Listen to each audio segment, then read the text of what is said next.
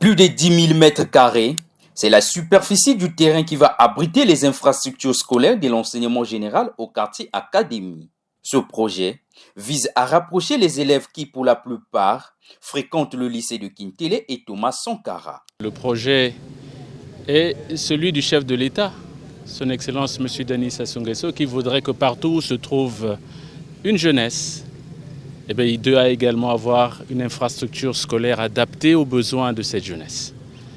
Et la démarche est d'autant plus forte qu'en cette année 2024, décrétée par le chef de l'État, année de la jeunesse, que nous puissions mettre les bouchées doubles pour que cette préoccupation exprimée par la jeunesse congolaise soit plus que jamais manifeste.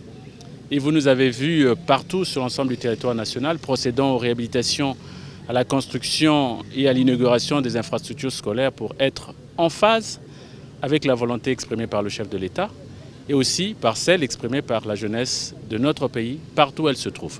Une joie pour la population. Oui, c'est tout à fait urgent. Voyez-vous même l'engouement de cette population, très flattée, quand ils ont appris que le ministre arrive pour ce projet-là.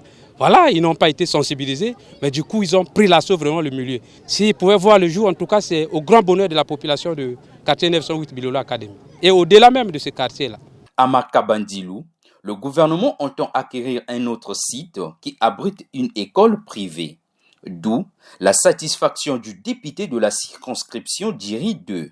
Nous saluons cette initiative du gouvernement congolais pour venir dans ce lieu qui est un site privé que le gouvernement voudrait acquérir pour permettre que dans notre circonscription, donc à Diri 2, que nous ayons désormais un lycée d'enseignement général public, ce que nous n'avons pas jusqu'ici. Par contre, Jean-Luc Moutou est allé constater les dégâts provoqués par la tornade à l'école primaire Kewa Joseph, où le toit d'une salle de classe a été emporté.